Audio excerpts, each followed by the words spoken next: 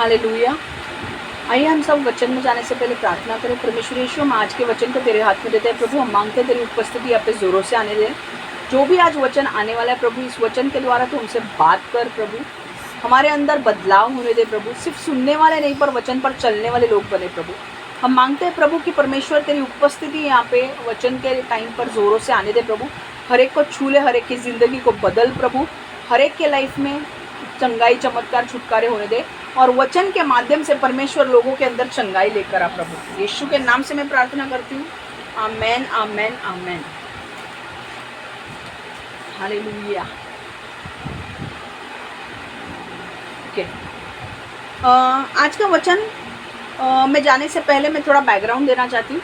Last time क्या हुआ था कि शमूएल जो है वो फिलिस्ती लोगों को मारता है और फिर एक गुफा में छुप जाता है। और जब वो छुप जाता है तो फिलिस्ती लोग आते हैं और फिलिस्ती लोग पूछते कि इज़राइल में जाकर फिलिस्ती लोग पूछते हैं कि ये शिमशोन कहाँ है। और वो कहते हैं कि ईतम की जो गुहा है वहाँ पर वो छुपा है। और फिर फिलिस्ती कहते हैं कि ठीक है, उसे लेकर आओ। तो वो जो आदमी लोग हैं वहाँ के इजरायली लोग, वो शिमशोन के पास जाते हैं और शिमशोन को कहते हैं कि शिमशोन, हम तुझे लेने के लिए आए हैं। तो शिमशोन कहता है कि वादा करो मुझसे कि तुम मुझे खुद नहीं मारोगे।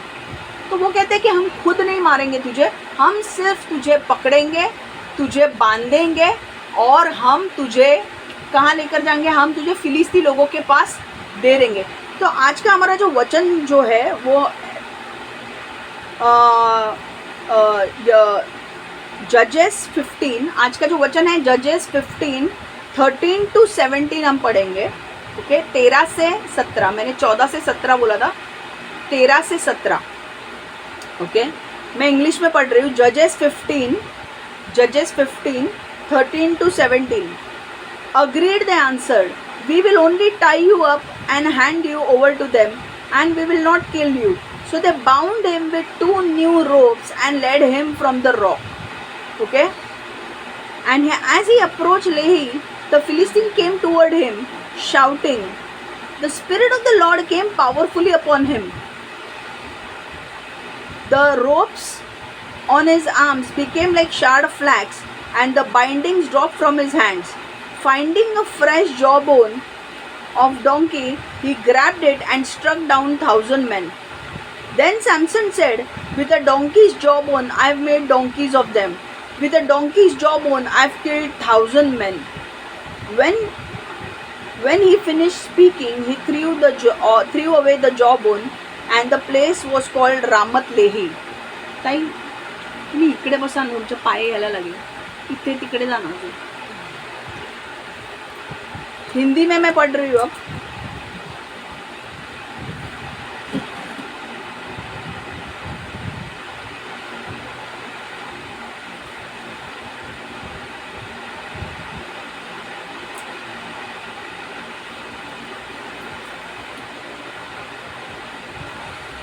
न्यायियों की पुस्तक, मैं हिंदी में पढ़ रही हूँ, फिर स्टोरी बताऊंगी क्या हुआ। न्यायियों की पुस्तक 15वां अध्याय 13 से 17 हम पढ़ेंगे। उन्होंने कहा, ऐसा न होगा, हम तुझे कसकर उनके हाथ में कर देंगे, परंतु तुझे किसी रीति मार न डालेंगे। तब वे उसको दो नई रस्सी बांधकर उस चट्टान पर ले गए। वह लही तक आ गया था कि पलिश्ती उसको देखकर ललकारने लगे। तब यहोवा का आत्मा उस पर बल से उतरा और उसकी बाहों की रस्सियां आग में जले हुए सन के समान हो गई और उसके हाथों के बंधन मानो गलकर टूट पड़े। हालेलुया। तब उसको गधे के जबड़े की एक नई हड्डी मिली और उसने हाथ बढ़ा उसे लेकर 1,000 पुरुषों को मार डाला। तब उसे गधे के जबड़े की एक नई हड्डी मिली और उसने हाथ बढ़ा उसे लेकर 1,000 पुरुषों को मार डाला। तब शिमशोन ने कहा, गधे के जबड़े की हड्डी से ढेर के ढेर लग गए, गधे के जबड़े की हड्डी से मैंने 1000 पुरुषों को मार डाला। जब वह ऐसा कह चुका तब उसने जबड़े की हड्डी फेंक दी और उस स्थान का नाम रामत लहई रखा गया। हालेलुया। मराठी में बोल रही हूँ और फिर मैं आपको बताऊंगी कि इसका मीनिंग क्या है।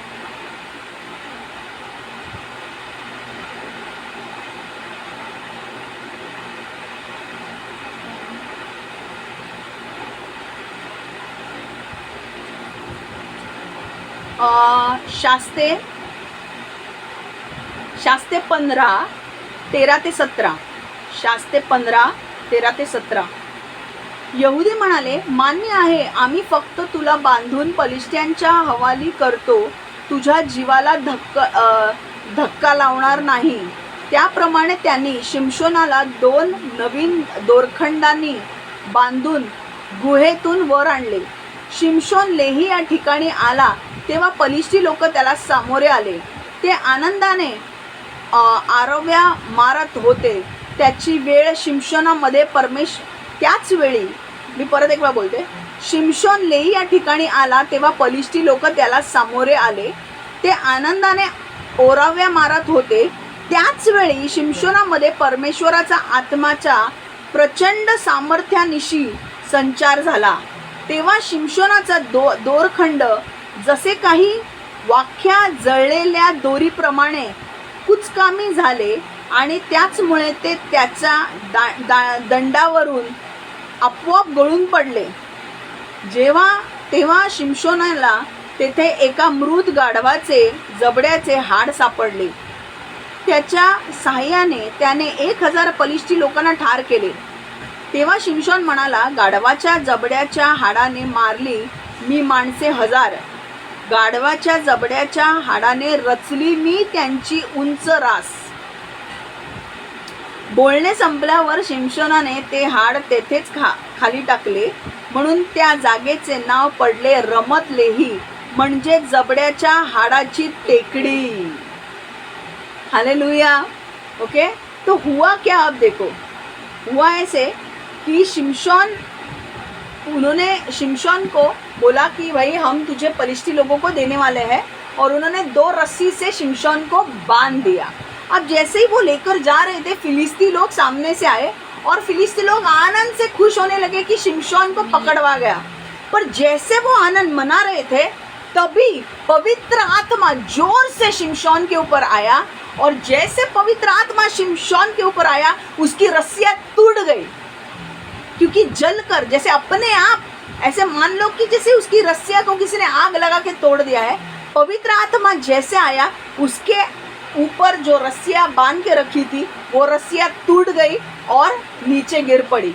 और उसने देखा कि वहाँ पर एक गधे का जबड़े का एक दांत था, बड़ा वाला। वो दांत लेकर उसने 1000 लोगों को मार डाला, 1000 पलिश्ती लोगों को मार डाला। इसीलिए मैं कहती हूँ कि शिमशोन में बहुत ताकत थी। आमीन। शिमशोन में बहुत ताकत थी, और जब पवित्र आत्मा उसके ऊपर आता था तो पवित्र आत्मा उससे बहुत सामर्थ्य बनाता था। हालेलुया। पर यहाँ से हमें सीखना क्या है? एक पॉइंट जो आप लिख के लो, spirit of the lord breaks bondages and empowers you with strength. Spirit of the lord breaks bondages and empowers you with strength.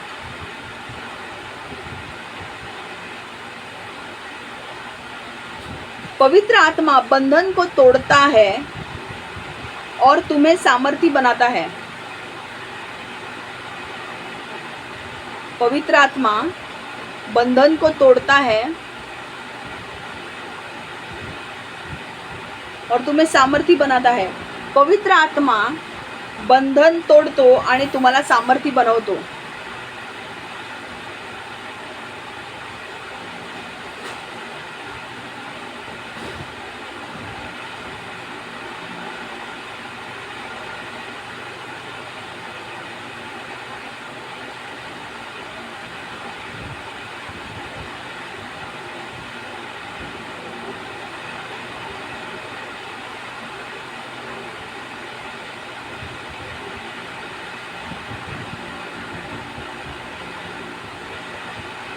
Leela okay. एक चीज़ जो मुझे आपको बोलनी है वो ये है, बहुत ही इम्पोर्टेंट चीज़, कि जब पवित्र आत्मा आपके ऊपर आएगा, जब पवित्र आत्मा, मैंने कहा था कि पुराने करार में पवित्र आत्मा याजकों के ऊपर आता था, राजाओं के ऊपर आता था और लीडर्स भविष्यवक्ताओं के ऊपर आता था। वो पवित्र आत्मा उनके ऊपर आता था, काम करता था और वो चला जाता था। वो उनके ऊपर रहता नहीं था। जैसे हमारे अंदर अब पवित्र आत्मा रहता है, वो उनके ऊपर रहता नहीं था। वो कब हुआ? जब यीशु आने के बाद यीशु ने कहा ना कि मैं अब जाने वाला हूँ, पर मैं तुम्हें ऐसे ही नहीं छोड़ के जाने वाला हूँ, मैं तुम्हें अनाथ छोड़ के नहीं जाने वाला हूँ, मैं तुम्हें पवित्र आत्मा देने वाला हूँ। यीशु के तीसरे दिन जी उठने के बाद पवित्र आत्मा का दौर शुरू हुआ। यीशु का काम खत्म हुआ, यीशु चला गया और तब यीशु ने कहा कि अब मैं जो तुम्हें देने वाला हूँ, क्योंकि मैं तो शरीर में हूँ, मैं हर जगह नहीं हो सकता हूँ, पर पवित्र आत्मा हर एक के ऊपर आएगा। और इसीलिए तब जब नया करार से जब लोगों की शुरुआत हो गई यीशु का स्वर्गरोहण होने के बाद, तो वो लोग रुके और पवित्र आत्मा उनके अंदर भी आया और ऊपर से भी आया। पुराने करार में पवित्र आत्मा सिर्फ ऊपर से आता था, काम करता था और चला जाता था। अब यहाँ पर क्या हुआ? पवित्र आत्मा जैसे आया, रस्सियाँ टूट गई। आप इमेजिन करो वो रस्सियाँ, अगर मैं आपको बोलूँ वो सिर्फ रस्सियाँ, आप ऐसा बोलेंगे कि अरे यार वो टूट गई होगी, ऐसा ही नहीं टूटी। वो पवित्र आत्मा जैसे आया, पवित्र आत्मा ने वो रस्सियों को तोड़ दिया, बंधन को तोड़ दिया। वो चाहे वो शारीरिक बंधन हो, चाहे आत्मिक बंधन हो, या कोई भी बंधन हो, इमोशनल बंधन हो, आप जो भी बंधन में फंसे हो, जब पवित्र आत्मा आपके ऊपर आएगा, आपके शारीरिक बंधन टूटेंगे, आपके माइंड के ऊपर जो बंधन है वो टूटेंगे, आपके आत्मिक बंधन टूटेंगे।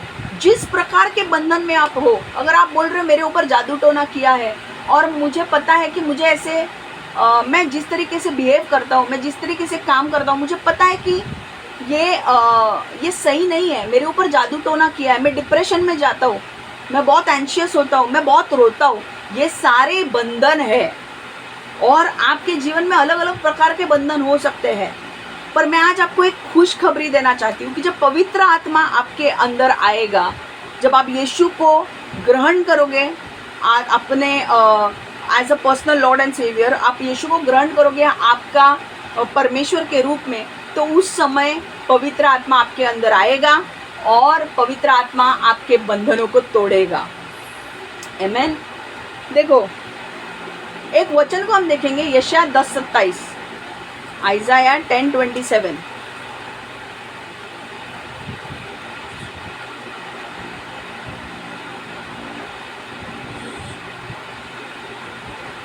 आइज़ाया 10:27।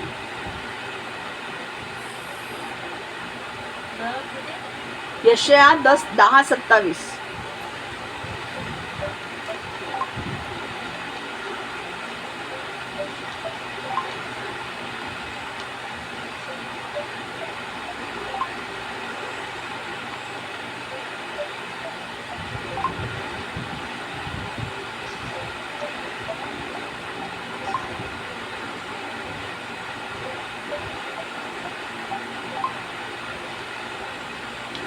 ओके, ये वचन में पढ़ रही हूँ अब, यशायाह 10:27।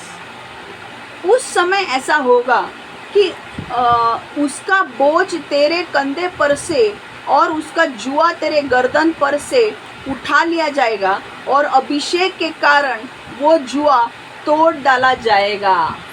हालेलुया।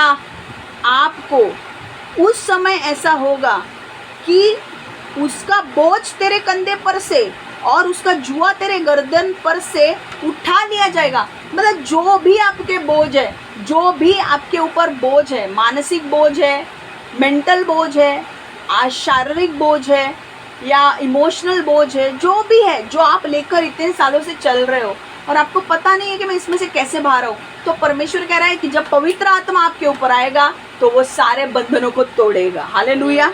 देखो क्या लिखा है, उस समय ऐसा होगा कि उसका बोझ तेरे कंधे पर से और उसका जुआ तेरे गर्दन पर से उठा लिया जाएगा और अभिषेक के कारण वो जुआ तोड़ डाला जाएगा। अभिषेक मतलब कौन? पवित्र आत्मा। हालेलुया। अभिषेक मतलब क्या? पावर, सामर्थ। और सामर्थ किसके पास है? पवित्र आत्मा।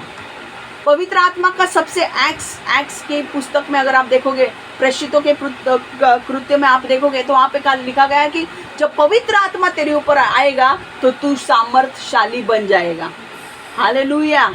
ये वचन याद रखना, जब पवित्र आत्मा तेरे ऊपर आएगा तो तू सामर्थशाली बनेगा और तू मेरे क्या बनेगा? विटनेस बनेगा, साक्षी बनेगा। जुड़िया, समारिया, यरूशलेम और छोर अंत तक, मतलब धरती के छोर तक तू क्या बनेगा?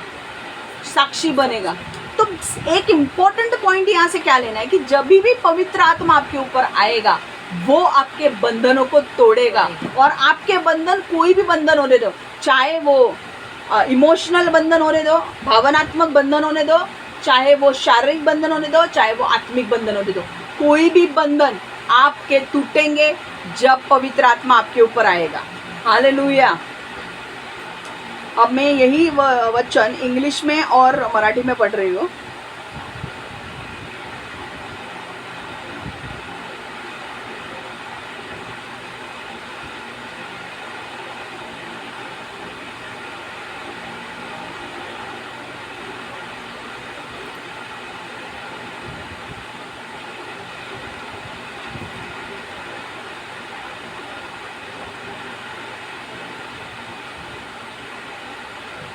मराठी देशाचं नाव काय? एक मिनिट।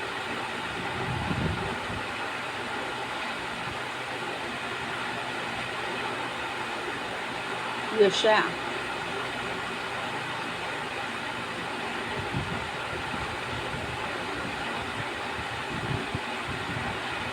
मराठीमध्ये वाचते मी। यशाया 10:27, अशूर तुझ्यावर जी संकटे आणील ती तुला ओझ्याप्रमाणे अथवा जोखंडाप्रमाणे खांद्यावर वहावी लागतील, पण लवकरच ते ओझे उतरविले जाईल। तुझे सामर्थ्य देव ते जोखंड मोडून टाकील। हालेलुया। यू नो, इंग्लिश में और मराठी में, इंग्लिश में और हिंदी में बहुत अच्छा लिखा है। ओके, जितने भी, परमेश्वर बोल रहा है कि जो भी तेरे बंधन है, जब पवित्र आत्मा आएगा, जब पवित्र आत्मा का अभिषेक तुम्हें स्पर्श होगा तब वो बंधन टूटेंगे। ओके, और अभिषेक के लिए तुम्हें, अगर तुम अमेरिका में हो और मैं इंडिया में हूँ और यहाँ से मैं प्रार्थना करती हूँ तो अभिषेक के लिए कोई डिस्टेंस नहीं है, बैरियर नहीं है कि भाई अभिषेक नहीं जा सकता है। अगर मैं यहाँ से प्रार्थना करूँ तो अभिषेक वहाँ पे जाकर, दूसरे जगह जाकर आत्मा में वो बंधन तोड़ सकता है। हालेलुया। ऐसे ही पता नहीं मुझे क्यों बोलने को हुआ। साउल करके जो राजा था, मैं इंग्लिश में पढ़ रही हूँ, बाद में बताऊंगी। साउल करके जो राजा था, मैं इंग्लिश में खोलते खोलते ये बता रही हूँ। वो राजा जब भविष्यवक्ताओं के ग्रुप में गया और भविष्यवक्ता के ग्रुप में जैसे गया वो, तो वहाँ पर पवित्र आत्मा उतरा और वो अपने आप भविष्यवाणी करने लगा। तो वो कैसे होने लगा? वो ऐसे होने लगा कि पवित्र आत्मा उसके ऊपर आया और वो भविष्यवाणी करने लगा। हालेलुया। पवित्र आत्मा एक चीज़ है, पवित्र आत्मा आपके बंधनों को तोड़ता है। पवित्र आत्मा का एक काम है कि बंधनों को तोड़ना, आपको आज़ाद करना। वरना पवित्र आत्मा आपके अंदर आकर क्या करने की ज़रूरत है? दो प्रकार से पवित्र आत्मा आपके अंदर आता है। एक तो जब आप यीशु को एक्सेप्ट करते हो तब पवित्र आत्मा आपके अंदर आता है, और दूसरा पवित्र आत्मा आपके ऊपर से आता है ताकि आप दूसरों को चंगाई, छुटकारे, चमत्कार दे सको। और जो पवित्र आत्मा आपके अंदर है वो आपके लिए है, पर जो ऊपर से आएगा वो दूसरों के लिए है। आपको वो गिफ्ट्स देगा। 9 gifts of the Holi spirit होते हैं। पवित्र आत्मा के 9 वरदान होते हैं। उसमें से कोई भी वरदान आपको दे सकता है और वो वरदान आप लोगों के लिए इस्तेमाल करोगे। Hallelujah. आइज़ाया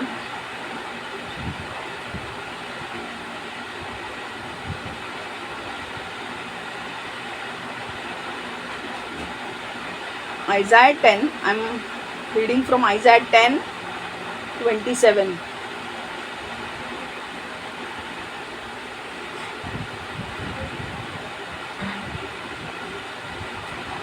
In the day their burden will be lifted from your shoulders and their yoke from your neck. The yoke will be broken because you have grown so fat. Hallelujah. परमेश्वर कह रहा है एक तेरा वक्त आने पर तेरे बंधनों को मैं तोड़ूंगा और तेरे जुआ जो तेरे कंधे पर है उसे निकाल दूंगा। और ये कैसे होगा? परमेश्वर के अभिषेक से। हालेलुया। तो परमेश्वर का अभिषेक क्या करता है? बंधनों को तोड़ता है। देखो एक वचन हम देखेंगे अब।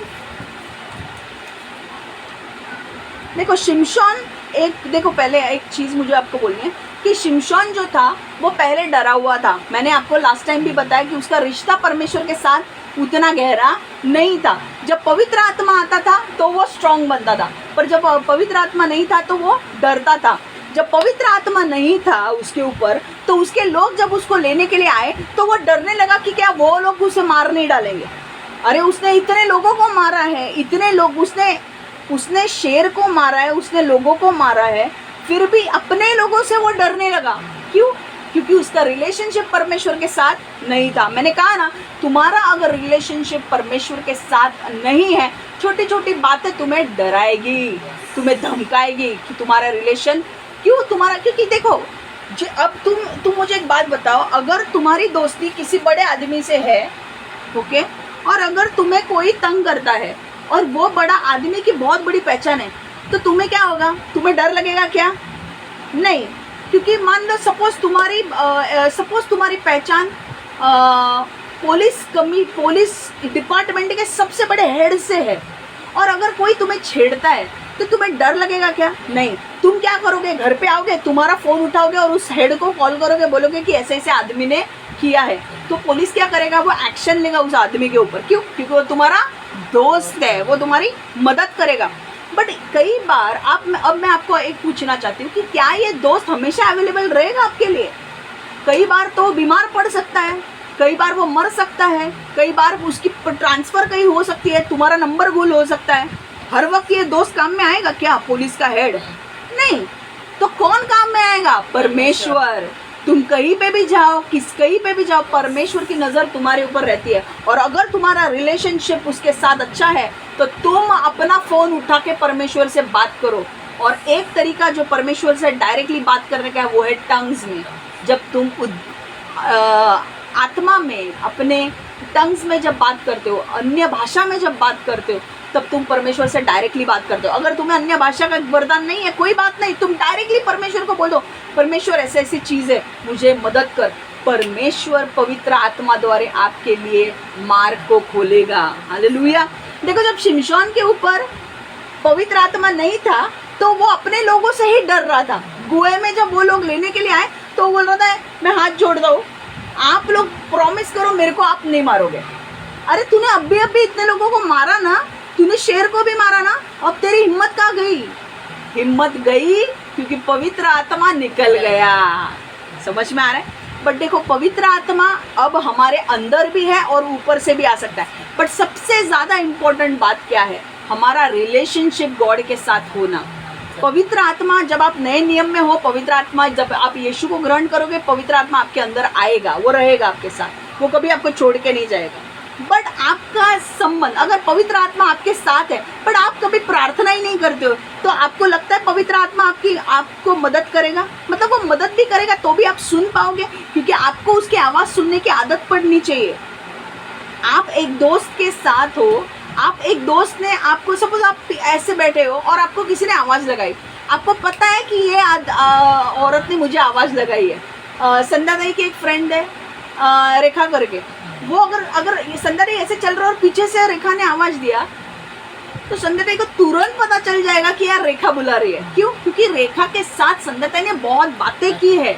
बट अगर तुम्हारा संबंध वैसे ही, हमें परमेश्वर के साथ बातें करनी है, हमें बोलनी भी है और उसका सुनना भी है। अगर तुम परमेश्वर की बात सुन नहीं पाते हो, पवित्र आत्मा आपके अंदर रहकर तुम परमेश्वर की बात सुन नहीं पाते हो क्योंकि तुमने समय नहीं दिया है पवित्र आत्मा को जानने का, तो पवित्र आत्मा तुम्हें मदद कैसे करेगा? हालेलुया।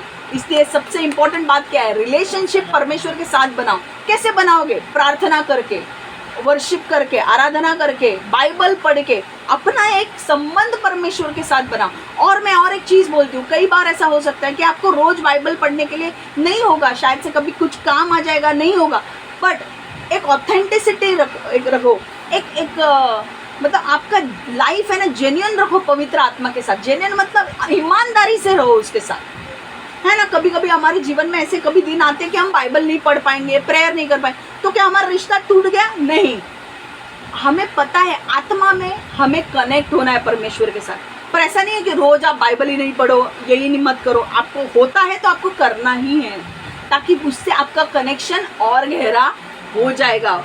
और जब आपका कनेक्शन गहरा हो जाएगा, आपको किसी ने भी कुछ भी किया, आप गुहार लगाओ परमेश्वर को, परमेश्वर उस स्थिति को हैंडल करेगा। हालेलुया। आपको पुलिस इंस्पेक्टर की जरूरत नहीं है। वो पुलिस इंस्पेक्टर गया होगा वेकेशन पे, आपका कॉल क्यों उठाएगा? बोलेगा भाई मेरे को वेकेशन में भी छोड़ते नहीं है। वो क्यों उठाएगा? ऑब्वियसली ना, मैं थोड़ा ब्रेक पे गई हूँ, मैं क्यों फोन उठाऊँ? हमें पुलिस इंस्पेक्टर की या मिलिट्री की जरूरत नहीं, हमें परमेश्वर की जरूरत है।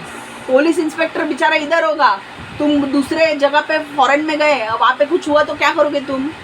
वहाँ पे परमेश्वर रहेगा।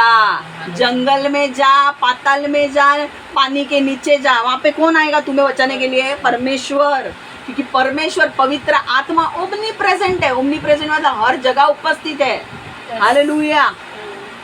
अब देखो शिमशोन का हुआ क्या? जब शिमशोन के ऊपर पवित्र आत्मा आया तो क्या हुआ? उसकी जो रस्सियाँ थी, जिसके नई देखो पुरानी डोर जो होती है ना, वहाँ पे अगर हमने जो वचन पढ़ा, वहाँ पे क्या लिखा था कि शिमशोन को 2 नए रस्सी से बांधा गया। नए रस्सी होते हैं ना, वो बहुत जाड़ होते हैं और हैवी होते हैं, उनको हम तोड़ नहीं सकते इजीली। पर जो पुरानी हुई है वो पुरानी टूट सकती है, पर उसे नई रस्सी से बांधा। तो नई रस्सी से जब बांधा तो पता था शिमशोन को कि यार शिमशोन के अंदर पवित्र आत्मा तब था नहीं, तो वो पावरलेस था, उसके अंदर ताकत नहीं थी। पर जब पवित्र आत्मा आया, पवित्र आत्मा ने वो रस्सियों को जला दिया और बंधन टूट गए।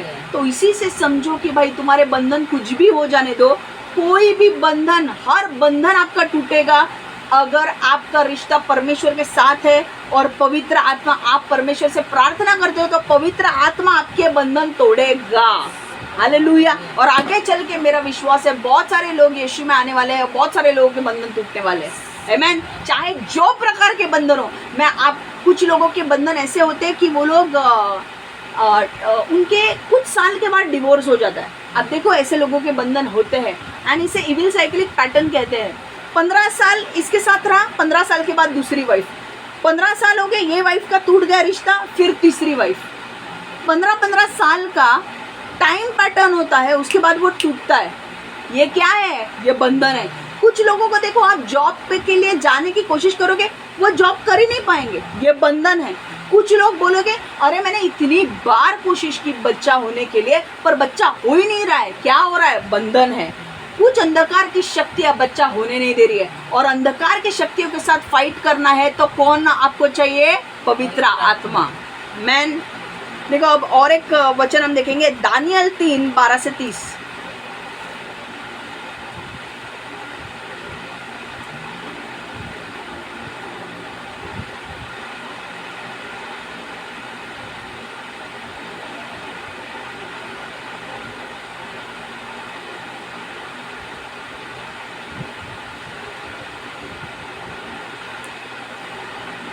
ओके, दानियल 3:12-30 हम पढ़ने वाले, पर उसके पहले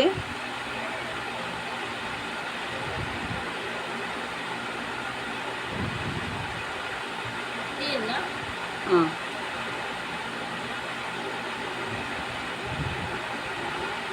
उसके पहले मैं थोड़ा बैकग्राउंड देना चाहती हूँ।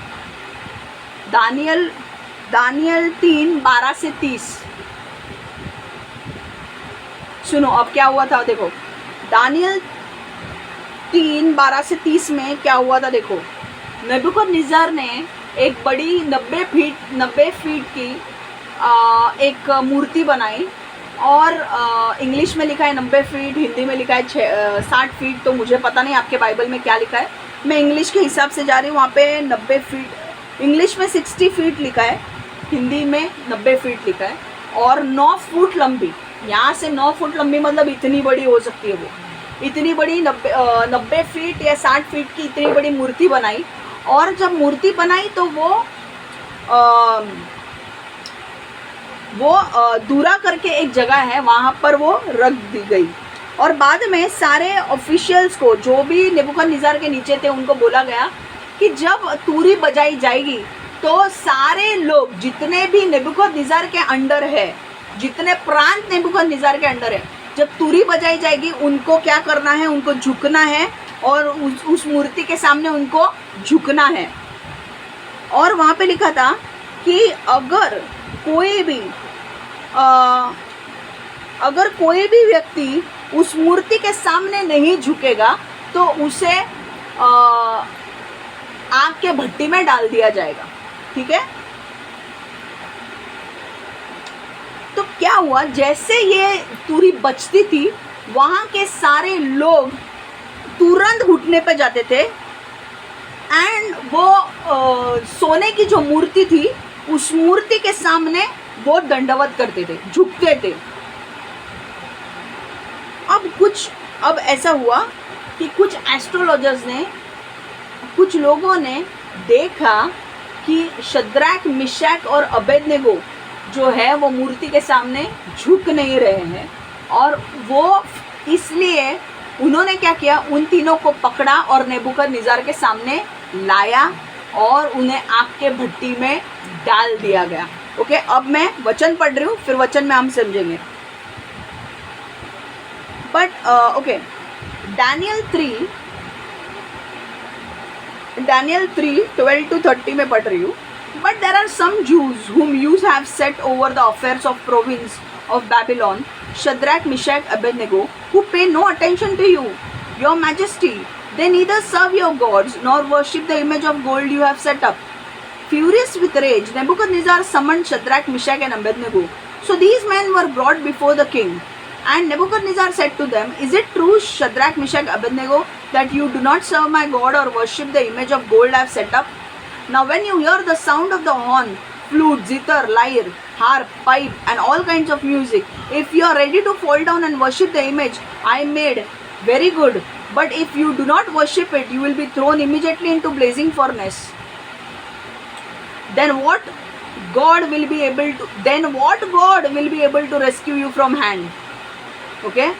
Shadrach, Meshach, Abednego replied to him, King Nebuchadnezzar, we do not need to defend ourselves before you in this matter. If we are thrown into the blazing furnace, the God we serve is able to deliver us from it, and he will deliver us from your majesty's hand. But even if he does not, we want you to know, your majesty, that we will not serve your gods or worship the image of gold you have set up. Then Nebuchadnezzar was furious with Shadrach, Meshach and Abednego, and his attitude toward them changed. He ordered the furnace heated 7 times hotter than usual and commanded some of the strongest soldiers in his army to tie up Shadrach, Meshach and Abednego and throw them into the blazing furnace. So these men, wearing their robes, trousers, turbans and their clothes, were bound, thrown into the blazing furnace. The king's command was so urgent and the furnace so hot that the flames of the fire killed the soldiers who took up Shadrach, Meshach, Abednego. And these 3 men, firmly tied, fell into the blazing furnace. Then Nebuchadnezzar leaped to his feet in amazement and asked his advisors, Weren't there 3 men that we tied up and threw into the fire? They replied, Certainly, your majesty. He said, Look, I see 4 men walking around in the fire, unbound and unharmed, and 4th looks like the Son of God. Nebuchadnezzar then approached the opening of the blazing furnace and shouted, Shadrach, Meshach and Abednego, the servant of the Most High God, come out, come here. So Shadrach, Meshach, Abednego came out of the fire, and the satraps, prefects, governors and royal advisors crowded around them. They saw that the fire had not harmed their bodies, nor was a hair of their heads singed. Their robes were not scorched. There was no smell of fire on them. Then Nebuchadnezzar said, Praise be to the God of Shadrach, Meshach and Abednego, who has sent his angel and rescued his servant. They trusted in him and defied the king's command and were willing to give up their lives rather than serve or worship any god except their own God. Therefore I decree that people of any nation or language who say anything against the God of Shadrach, Meshach and Abednego be cut into the pieces and their houses be turned into piles of rubble, for no other God can save in this way. Then the king promoted Shadrach, Meshach and Abednego in the province of Babylon. Hallelujah. देखो क्या हुआ. अब मैं story बता रही हूँ क्या हुआ, फिर बाद में हिंदी और मराठी में देखेंगे. अब राजा के जो दरबारी लोग थे उन्हें पता था कि नियम क्या है, कि नियम है कि जब तुरी बजाई जाएगी तो सबको, जितने भी बाबिलोन में लोग हैं और नेबुकदनेस्सर इनके ऊपर राजा है, उन सारे लोगों को, चाहे वो कोई भी जाति के धर्म के हो, उनको उस सोने के मूर्ति के सामने झुकना है. और अगर वो नहीं झुकेंगे तो उनकी सज़ा होगी, उनको भट्टी में डाल दिया जाएगा. और अगर अभी भट्टी में अगर डाल दिया जाएगा तो उनकी वाट लग जाएगी और वो मर जाएंगे. अब उन्हें दिखता है, वहाँ के लोगों को समझ में आता है कि शद्रक, मिशक और अबेदनेगो जब तुरी बजती है तो वो उस सोने की मूर्ति के सामने नहीं झुक रहे हैं. तो वो उसे पकड़ते हैं और नेबुकदनेस्सर के सामने लेकर आते हैं. नेबुकदनेस्सर बोलता है, देखो मैं तुम्हें और एक चांस देता हूँ, एक बार वापस तुरी बजेगी, अगर तुम झुकते हो तो ठीक है, पर अगर तुम नहीं झुकोगे तो तुम्हें भट्टी में डाल दिया जाएगा. अब ये लोग बोलते हैं कि जो कुछ करना है तुझे कर, हमारा विश्वास है कि हमारा परमेश्वर हमें बचाएगा, पर अगर हमारे परमेश्वर ने हमें नहीं भी बचाया तो भी हम तेरे मूर्ति के सामने नहीं झुकेंगे. हालेलुया. ये विश्वास से वो नेबुकदनेस्सर इतना गुस्सा हो जाता है कि नेबुकदनेस्सर अपने 3 सोल्जर्स को बोलता है, सेना को बोलता है 3 लोगों की, कि 3 लोग आ जाओ आगे, और बोलता है कि इन 3 लोगों को लेकर जाओ. तो जैसे वो सोल्जर उसको लेकर जाते हैं शद्रक, मिशक, अबेदनेगो को भट्टी में डालने के लिए, वो तीन जो सोल्जर है वो मर जाते हैं, पर शद्रक, मिशक, अबेदनेगो भट्टी में गिर जाते हैं. जब भट्टी में गिरते हैं तो भट्टी इतनी गर्म है कि वो सोल्जर्स मर गए, पर शद्रक, मिशक और अबेदनेगो भट्टी में जिंदा है. हालेलुया. और नेबुकदनेस्सर देखता है कि अरे यार, मैं देख रहा हूँ कि भट्टी में होकर भी ये लोग जिंदा कैसे हैं, और मैं और एक व्यक्ति को देख रहा हूँ, ये कौन है, ये परमेश्वर का पुत्र की तरह लग रहा है. बहुत सारे स्कॉलर्स मानते हैं कि वो यीशु था, जो चौथा व्यक्ति था वो यीशु था. और आप इमेजिन करो वो भट्टी कितनी गर्म होगी, जो सोल्जर्स उनको डालने के लिए आए वो मर गए, पर ये लोग जिंदा रहे. हाँ, तो शद्रक, मिशक, अबेदनेगो को जब देखते हैं तो वो बोलते कि अरे हाँ, हमने तो 3 लोगों को बांधा कस के और इनको डाला है, बट हम तो 4 लोगों को देख रहे हैं. नेबुकदनेस्सर बोलता है मुझे 4 लोग दिख रहे हैं और चौथा परमेश्वर का पुत्र दिख रहा है. वहाँ पर कौन आया? स्वयं परमेश्वर आया छुड़ाने के लिए. हालेलुया. देखो, परमेश्वर बंधनों को तोड़ता है. बाइबल में लिखा है कि जब उसने नेबुकदनेस्सर ने जब शद्रक, मिशक, अबेदनेगो ने विश्वास दिखाया तो परमेश्वर खुद चल के उनकी मदद करने के लिए उस भट्टी में आया और उनके बंधन तोड़ दिए. मतलब आग उनको जलानी चाहिए थी कि नहीं? आग ने उसके शरीर को जलाना चाहिए था, बालों को जलाना चाहिए था, सब जलाना चाहिए था. पर आप देखोगे बाइबल में ऐसा लिखा है कि जब वो 3 लोग भट्टी में गए तो परमेश्वर ने कैसे उनके बंधन तोड़े. वो आग उनको जला नहीं पाई, उनके कपड़े नहीं जला पाई, उनकी कोई भी चीज़ के ऊपर. आप जब वो लोग नेबुकदनेस्सर ने देखा कि यार ये परमेश्वर का पुत्र है, तो नेबुकदनेस्सर ने बोला इनको बाहर निकालो. तो नेबुकदनेस्सर ने जब इनको बाहर लाया तो उसने देखा कि वो आग उन्हें जला नहीं पाई, बिना जले हुए वो लोग बाहर आए. हालेलुया. तो ये भी क्या है? बंधन तोड़ दिया ना. आग, अगर आप एक माचिस की तीली भी लगाते हो तो आग लगती है कि नहीं, पर वो आग में रहकर भी जल नहीं रहे थे. आमीन. और नेबुकदनेस्सर ने फिर कहा कि अब शद्रक, मिशक और अबेदनेगो के विश्वास से परमेश्वर ने उनको जिंदा रखा है. अब अगर शद्रक, मिशक और अबेदनेगो के परमेश्वर को कोई कुछ भी बोलेगा तो उनको मार डाला जाएगा, उनके घरों को तोड़ दिया जाएगा. सब लोग किस पर विश्वास करेंगे? शद्रक, मिशक और अबेदनेगो के परमेश्वर के ऊपर भरोसा रखेंगे। समझ में आ रहा है? और एक चीज़ मुझे आपको बोलनी है, ठीक है? मैं ये चीज़ आपको 2 मिनट में समझा रही हूँ। एक मिनट, मुझे टेबल रखने दो। नए नियम में भी पवित्र आत्मा जब यीशु के ऊपर आया तो यीशु ने चंगाई किए, छुटकारे किए, चमत्कार किए। बहुत सारे लोग आते थे यीशु से छुटकारा पाने के लिए। मेरी मैगदलीन के ऊपर 7 आत्मे थे, उसके अंदर परमेश्वर ने उसका छुटकारा किया और वो 7 आत्मे चले गए। आमीन। और वो परमेश्वर की सेवा करने लगी। बहुत सारे लोगों को दिखता नहीं था, तो यीशु के पास आए, यीशु ने उनकी आंखें खोली। आमीन। जो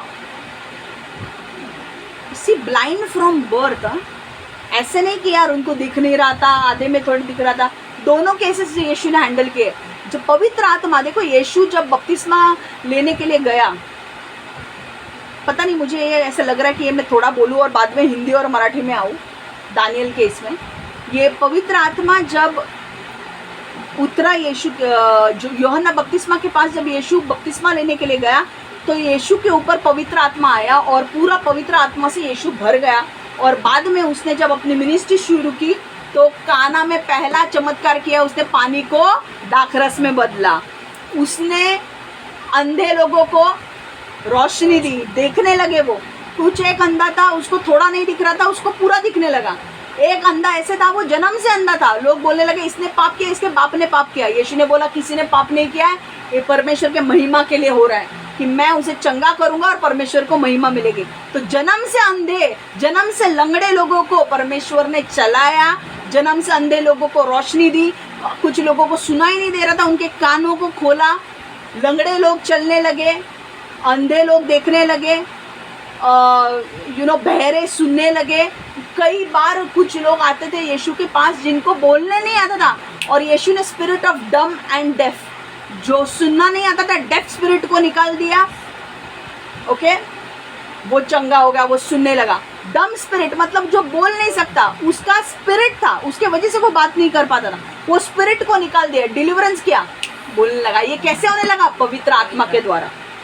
तो यीशु ने मरे हुए, आपको पता है एक विधवा थी, नैन एक जगह थी, सुनो भैया, नैन एक जगह थी, वहाँ पर एक लड़का मर गया था। वो बहुत यंग था और उसकी बूढ़ी माँ रो रही थी, वो विधवा थी कि मेरा यंग लड़का मर गया। कोई भी माँ रोएगी, और उसके बॉडी को लेकर जा रहे थे, और यीशु ने देखा और यीशु रोने लगा उस माँ को देखकर कि यार ये कितनी रो रही है, उसका बेटा चला गया। और यीशु ने सिर्फ वो कब्र को हाथ लगाया, बॉडी को भी हाथ नहीं लगाया, कब्र को हाथ लगाया और वो लड़का जिंदा हो गया। हालेलुया। यीशु ने मरे हुए लोगों को भी जिंदा किया। और वह किसके वजह से हुआ? पवित्र आत्मा। क्या जब पवित्र आत्मा आपके अंदर है तो आप चंगाई, छुटकारे, चमत्कार सब करोगे। हालेलुया। जैसे यीशु ने किया वैसे ही आप करोगे। अब मैं वापस दानियल में आ रही हूँ, हिंदी में पढ़ रही हूँ और मराठी में पढ़ रही हूँ, और मैं आपको बता रही हूँ और फिर फिनिश्ड।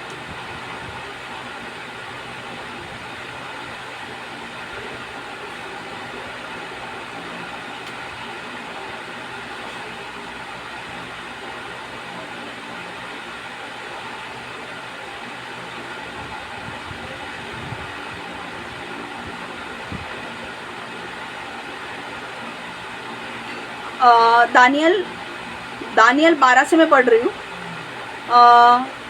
जो भी मैंने स्टोरी बताई वही मैं अभी आपको बता रही हूँ, ठीक है। दानियल 3:12। देख, शद्रक, मिशक और अबेदनेगो नाम कुछ यहूदी पुरुष है जिन्हें तूने बाबुल के प्रांत के कार्य के ऊपर नियुक्त किया है। उन पुरुषों ने, हे राजा, तेरी आज्ञा की कुछ चिंता नहीं की।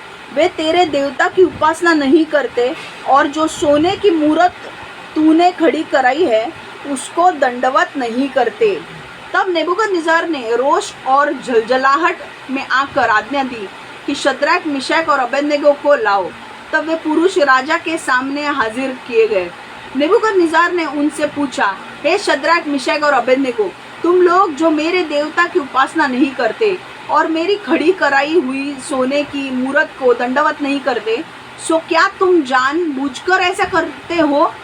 यदि तुम अभी तैयार हो कि जब नरसिंगे, बांसुरी, वीणा, सारंगी, सितार, शहनाई आदि सब प्रकार के बाजों का शब्द सुनो और उसी क्षण गिर कर मेरी बनवाई हुई मूरत को दंडवत करो तो बचोगे, और यदि तुम दंडवत ना करो तो इस घड़ी धधकते हुए भट्टे के बीच में डाले जाओगे।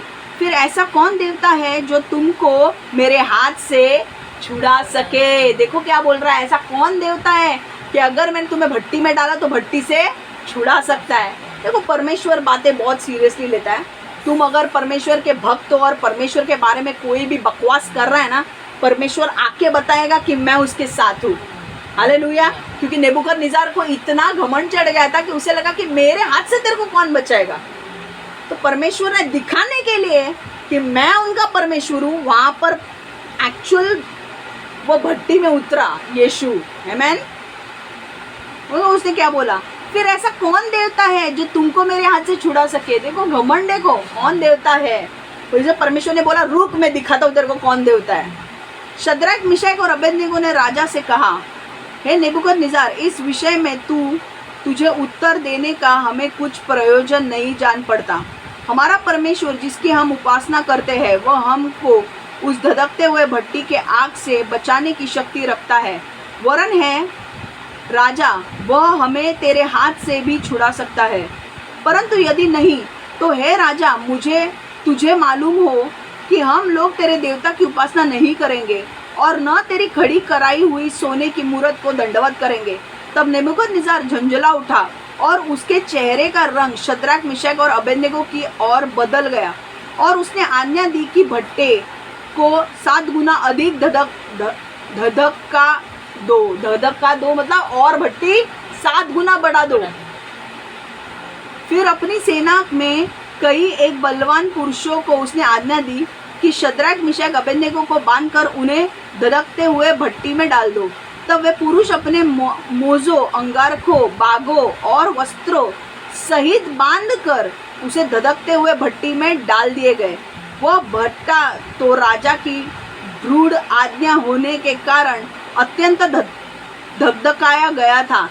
इस कारण जिन पुरुषों ने शद्रक, मिशक और अबेदनगो को उठवाया वे ही आग की आंच से जल मरे, और उसी धधकते हुए भट्टी के बीच ये तीनों पुरुष शद्रक, मिशक और अबेदनगो बंधे हुए फेंक दिए गए। तब नेबूकदनेस्सर राजा अचंभित हुआ और घबरा कर उठ खड़ा हुआ और अपने मंत्रियों से पूछने लगा, क्या हमने उन लोगों के बीच 3 ही पुरुषों बंधे हुए नहीं डलवाए? उन्होंने राजा को उत्तर दिया, हाँ राजा, सच बात तो है। फिर उसने कहा, अब मैं देखता हूँ कि 4 पुरुष आग के बीच खुले हुए टहल रहे हैं। खुले हुए टहल रहे हैं, मतलब परमेश्वर ने उनको जो बांध के भेजा था वो टूट गया। हालेलुया। तो ये बंधन टूट गए। और क्या बोला था नेबूकदनेस्सर ने, ऐसा कौन तेरा देवता है जो मुझे छुड़ाएगा? तो परमेश्वर ने बोला, मैं तेरे को ना अभी डेमो देता हूँ नीचे आके। तो कौन आया? यीशु नीचे आया। बहुत सारे स्कॉलर्स मानते हैं कि यीशु नीचे आया उनके साथ। फिर उसने कहा, अब मैं देखता हूँ कि 4 पुरुष आग के बीच खुले हुए टहल रहे हैं और उनको कुछ भी हानि नहीं पहुंची है। देखो उनके आग बाल नहीं जले हैं, कपड़े नहीं जले हैं, कुछ भी। और चौथा पुरुष का स्वरूप ईश्वर के पुत्र के सदृश है, ईश्वर का पुत्र की तरह, मतलब यीशु की तरह है। फिर नेबूकदनेस्सर उस धधकते हुए भट्टी के द्वार के पास जाकर कहने लगा, हे शद्रक, मिशक और अबेदनगो, हे परम प्रधान परमेश्वर के दासों, निकल कर यहाँ आओ। यह सुनकर शद्रक, मिशक और अबेदनगो आग के बीच से निकल आए। जब अधिपति, हकीम, गवर्नर और राजा के मंत्रियों जो इकट्ठा हुए थे उन पुरुषों की ओर देखा, तब उनकी देह में आग का कुछ भी प्रभाव नहीं पाया। देखो आग लगती है तो हमारे हाथों पे चोट वोट लगती है कि नहीं, और मार्क्स भी होते हैं कि नहीं, बट उन्हें क्या लगा? कुछ भी नहीं था उनके ऊपर, कुछ भी प्रभाव नहीं पाया, और उनके सिर का एक बाल भी न झुलसा। आमीन। समझा? कपड़े नहीं जले, सिर के बाल नहीं जले, और ना उनके मोजे कुछ बिगड़े, ना उनमें जलने की कुछ गंध पाई गई। ना मोजे कुछ बिगड़े, ना बाल बिगड़ा, ना कपड़े बिगड़े। आमीन। नेबूकदनेस्सर कहने लगा, धन्य है शद्रक, मिशक और अबेदनगो का परमेश्वर, जिसने अपना दूध बेचकर अपने इन दासों को इसलिए बचाया क्योंकि इन्होंने राजा की आज्ञा न मानकर उस पर भरोसा रखा और यह सोचकर अपना शरीर भी अर्पण किया कि हम अपने परमेश्वर को छोड़ किसी देवता की उपासना व दंडवत न करेंगे। आमीन। इसलिए अब मैं यह आज्ञा देता हूँ कि देश देश और जाति जाति के लोग और भिन्न भिन्न भाषा बोलने वाले में से जो कोई शद्रक, मिशक और अबेदनगो के परमेश्वर की कुछ निंदा करेगा वो टुकड़े टुकड़े किए जाएगा और उसका घर भूरा बनाया जाएगा, क्योंकि ऐसा कोई और देवता नहीं है जो इस रीति से बचा सके। आमीन। तब राजा ने बाबुल के प्रांत में शद्रक, मिशक, अबेदनगो का पद और ऊंचा किया। हालेलुया। आमीन। अब मैं मराठी में पढ़ रही हूँ।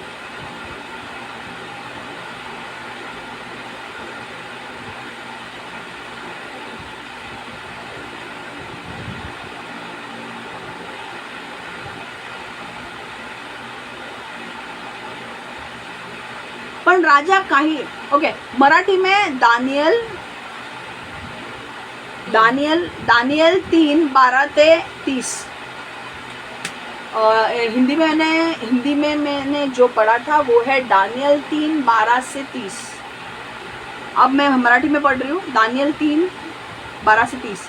पण राजा काही यहुद्यांनी तुझ्या आज्ञाकडे दुर्लक्ष केले, त्यांनी तू बाबेल परगण्याचे मुख्य अधिकारी म्हणून नेमलेस।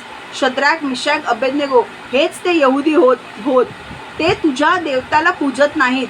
तू स्थापलेल्या मूर्तीपुढे नतमस्तक होऊन त्यांनी मूर्तीची पूजा केली नाही। नेबुकदनेस्सरला राग आला, त्याने शद्रक, मिशक व अबेदनगो यांना बोलवणे पाठवले। मग त्यांना राजा पुढे आणण्यात आले। नेबुकदनेस्सर त्यांना म्हणाला, शद्रक, मिशक, अबेदनगो, तुम्ही माझ्या देवताला पूजत नाही हे खरे आहे का? मी स्थापलेल्या सोन्याच्या मूर्तीची नतमस्तक होऊन तुम्ही पूजा केली नाही हेही खरे आहे का? तुम्ही शिंगे, बासरी, सतार, अलगुजे, वीणा, तांबोरा यांचं व इतर वाद्यांचा आवाज ऐकताच नतमस्तक होऊन सोन्याच्या मूर्तीची पूजा केली पाहिजे। मी घडवलेल्या मूर्तीची पूजा करण्यास तुम्ही तयार असाल तर चांगलेच आहे, पण तुम्ही पूजा केली नाही तर तुम्हाला ताबडतोब तापलेल्या भट्टीत टाकण्यात येईल। मग माझ्या हातून कोणताच देव तुमची सुटका करू शकणार नाही। शद्रक, मिशक व अबेदनगो राजाला म्हणाले, नेबुकदनेस्सर, या गोष्टींचं स्पष्टीकरण करण्याची आम्हाला गरज वाटत नाही।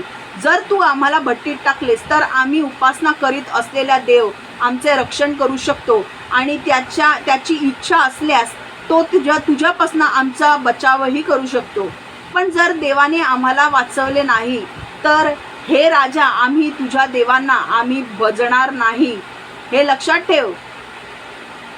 हे राजा, आम्ही तुझ्या देवतांना आम्ही भजणार नाही हे लक्षात ठेव। तू स्थापलेल्या सोन्याच्या मूर्तीची आम्ही पूजा करणार नाही। मग नेबुकदनेस्सरला खूप राग आला, त्याने शद्रक, मिशक व अबेदनगो त्यांच्याकडे तुच्छतेने पाहिले। त्याने भट्टीत नेहमीपेक्षा 7 पट तापवण्याची आज्ञा दिली। मग नेबुकदनेस्सरने त्याची सोन्यातील काही बलवान सैनिकांना शद्रक, मिशक व अबेदनगो यांना बांधण्यास हुकूम केला आणि त्यांना त्या तिघांना तापलेल्या भट्टीत टाकायला सांगितले। मग त्या तिघांना बांधून भट्टीत टाकण्यात आले। त्यांनी अंगारके, विजारी, टोप्या आणि इतर कपडे घातलेले होते। राजा हुकूम देतेवेळी अतिशय रागावला असल्याने त्याने घाईघाईने भट्टीत तापवलेली भट्टीची आच एवढी होती की तिच्या ज्वाळांनी बलवान सैनिक मेले। शद्रक, मिशक व अबेदनगो यांना टाकण्यासाठी ते भट्टीजवळ गेले तेव्हा ते ज्वाळांनी भाजून मेले। शद्रक, मिशक, अबेदनगो भट्टीत पडले, त्यांना अगदी घट्ट बांधले होते। मग नेबुकदनेस्सरने एकदम उडी मारली। तो आश्चर्यचकित झाला त्याने आपल्या सल्लागारांना विचारले, आपण तिघांनाच बांधले आणि तिघांनाच भट्टीत टाकले खरे ना? सल्लागारांनी उत्तर दिले, हो महाराज. मग राजा म्हणाला, पहा, मला अग्नीमध्ये 4 माणसे चालताना दिसतात. ते बांधलेले नाहीत व जळलेले नाहीत. चौथा देवदूताप्रमाणे दिसत आहे. इथे देवदूत प्रमाणे दिसत आहे असं म्हणतात, पण खूप सारे स्कॉलर्स जे आहेत ज्यांनी ह्याच्यावर चर्चा केली आहे, त्यांचं स्कॉलर्सचं मान्य आहे की तो चौथा जो व्यक्ती होता तो कुठला स्वर्गदूत नव्हता, पण तो येशू होता. मग नेबुकदनेस्सर तापलेल्या भट्टीच्या तोंडाजवळ गेला. तो ओरडला, शद्रक, मिशक, अबेदनेगो, बाहेर या. परात्पर देवाच्या सेवकांनो, इकडे या. मग ती तिघे आगीतून बाहेर आली. ते बाहेर येताच प्रांताधिकारी, मुलकी अधिकारी, राजाचे सल्लागार, राज्यपाल यांनी त्यांच्या भोवती गर्दी केली. आगीने शद्रक, मिशक व अबेदनेगोला जाळलेले नाही हे त्यांनी पाहिले होते. त्यांचे अंग, केस किंवा वस्त्रे काही जळाले नव्हते. आमेन. एवढेच नव्हे तर ते आगीत असून सुद्धा त्यांच्या अंगाला जळकट वास येत नव्हता. आमेन. मग नेबुकदनेस्सर म्हणाला, शद्रक, मिशक व अबेदनेगो यांच्या देवाचा स्तवन करा. त्याने देवदूताला पाठवून आपल्या सेवकांचे आगीपासून रक्षण केले. या तिघांनी आपल्या देवावर निष्ठा ठेवली. त्यांनी माझा हुकूम मानला नाही आणि दुसऱ्या देवताला पूजण्याऐवजी ते मरण्यास तयार झाले. म्हणून मी आता अशी नियम करतो की शद्रक, मिशक व अबेदनेगो यांच्या देवाच्या विरुद्ध बोलणाऱ्यांचे, मग तो कुठल्याही राष्ट्राचा व कुठलाही भाषा बोलणारा असो, तुकडे तुकडे करण्यात येतील व त्याच्या घराची राख रंगोळी करण्यात येईल. दुसरा कुठलाही दैवत आपल्या माणसांना असे वाचवू शकणार नाही. मग राजाने त्या तिघांना बाबेल परगण्यात आणखी महत्वाची पदे दिली. हालेलुया. आमेन. यहाँ से हमें सीखना क्या है कि जब भी आप भी कई बार अगर ऐसे परिस्थिति से गुजरते हो जहाँ पे आपको दुख आया है, परेशानी आई है, आपके ऊपर कोई बंधन आया है, आपको डरना नहीं है. आपको परमेश्वर से प्रार्थना करनी है. परमेश्वर पवित्र आत्मा के द्वारा अभिषेक देगा आपके ऊपर और वो अभिषेक आपके बंधनों को तोड़ेगा. मैं आज बहुत सारे लोगों से बात करना चाहती हूँ कि मैं जानती हूँ कि आप बंधन में हो, पर आने वाले दिनों में आपके बंधन टूटने वाले हैं. आपको गुटखा खाने की आदत है, आपकी गुटखा खाने की आदत छूटने वाली है. दारू पीने की आदत छूटने वाली है. आपको गुस्सा जल्दी आता है, वो बंद होने वाला है. आप मारपीट बहुत करते हो, आपके अंदर वो जो जलन का आत्मा है वो निकलने वाला है. आपके अंदर शारीरिक वासना बहुत आपके अंदर है, वो बंधन टूटने वाले हैं. परमेश्वर आपको रिहा करने वाला है. आमेन.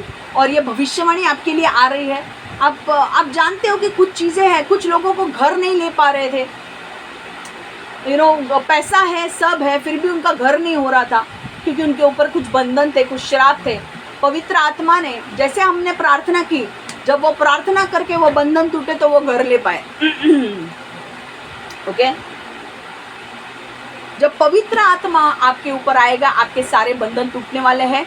जो लोग यीशु में हैं, आप परमेश्वर से प्रार्थना करो और परमेश्वर पवित्र आत्मा द्वारा आपके ऊपर अभिषेक देगा और आपके बंधनों को तोड़ेगा.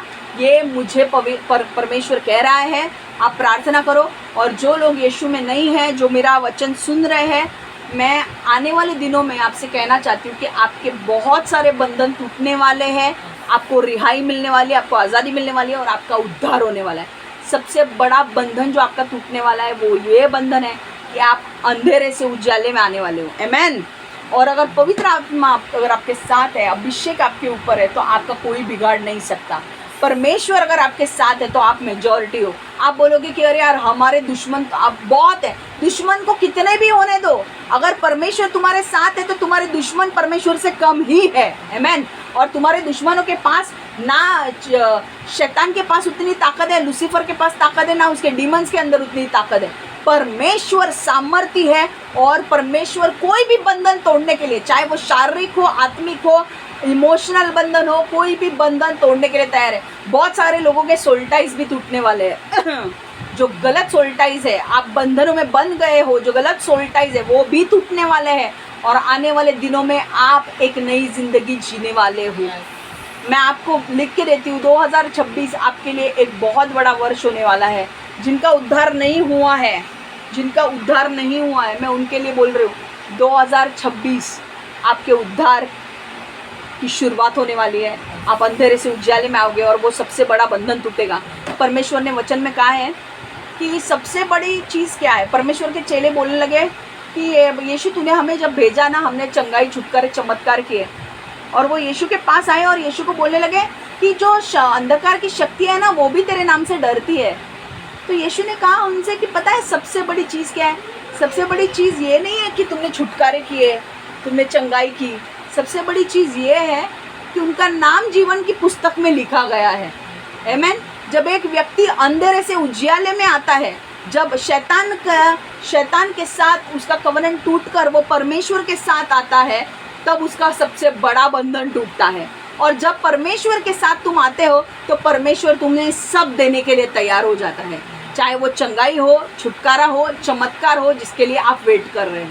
आमीन। तो अपना विश्वास परमेश्वर में जाने मत दो, खोने मत दो। चाहे कितनी भी तकलीफ क्यों ना आए, कितनी भी परेशानी क्यों ना आए, आपको लोग छोड़ के जाए, कोई फर्क नहीं पड़ता है। अगर आपके साथ परमेश्वर है, आप उसमें भी आगे बढ़ोगे। ओके। यूसुफ 13-14 साल जेल में था, जेल में भी वो आगे बढ़ने लगा। क्यों? क्योंकि परमेश्वर उसके साथ था। हालेलुया। अगर परमेश्वर आपके साथ है ना, अरे और आप छोटे से घर में रह रहे हो, आप वहाँ पे भी बढ़ोगे। आपको बड़ा घर चाहिए ऐसी कोई ज़रूरत नहीं है। आप छोटे घर में भी रह रहे हो, गरीब फैमिली के भी हो, आपके साथ अगर यीशु है, आप सबसे करोड़पति में आपका नाम गिना जाएगा। और जो लोगों के पास पैसा है पर यीशु नहीं है, आपके पास कुछ भी नहीं है, आप रोडपति हो। क्योंकि आपके पास कुछ भी नहीं है। आपके पास पैसा है पर वो पैसा आपकी जान नहीं बचा सकता, वो नरक में लेकर जाएगा आपको। बट जिनके पास यीशु है और वो गरीब घर में भी, छोटे घर में भी रह रहे हैं और उनके पास यीशु है, तो वो करोड़पति है। हालेलुया। आमीन। तो यहाँ से हमें सीखना क्या है? कि यहाँ से हमें सीखना ये है कि पवित्र आत्मा आपके सारे बंधनों को तोड़ने वाला है। ये भविष्यवाणी आ रही है, जो लोग यीशु में हैं उनके लिए भविष्यवाणी आ रही है कि आप प्रार्थना करो और आपके बंधन टूटेंगे। और जिन लोगों का उद्धार नहीं हुआ है उनके लिए ये भविष्यवाणी है कि आने वाले दिनों में 2026 में आपका सबसे बड़ा बंधन टूटने जा रहा है, और वो है अंधकार से उजियाले में आना। और वो 2026 में वो बंधन आपका टूटेगा और आप विश्वास नहीं करोगे, आप बहुत बड़ी छलांग लगाने वाले हो। आपका बहुत बड़ा बंधन टूटने वाला है। आप परमेश्वर के राज्य के भाग बनने वाले हो और आप स्वर्ग में आपका नाम लिखा जाएगा। और ये सबसे बड़ा बंधन 2026 में आपका टूटेगा, क्योंकि आपके लिए स्वर्ग का राज्य तैयार किया जा रहा है। आमीन।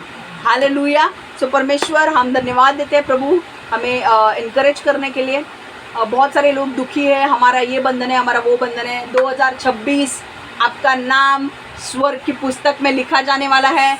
इसलिए no suicide, no depression, no giving up, खड़े रहना है। आपको आगे बहुत सारी चीज़ें होती है, आपको देखनी है क्या क्या चीज़ें होने वाली है। ओके। आपको मज़ा लेना है उन चीज़ों का और आपको छुटकारा मिलने वाला है, परमेश्वर कह रहा है।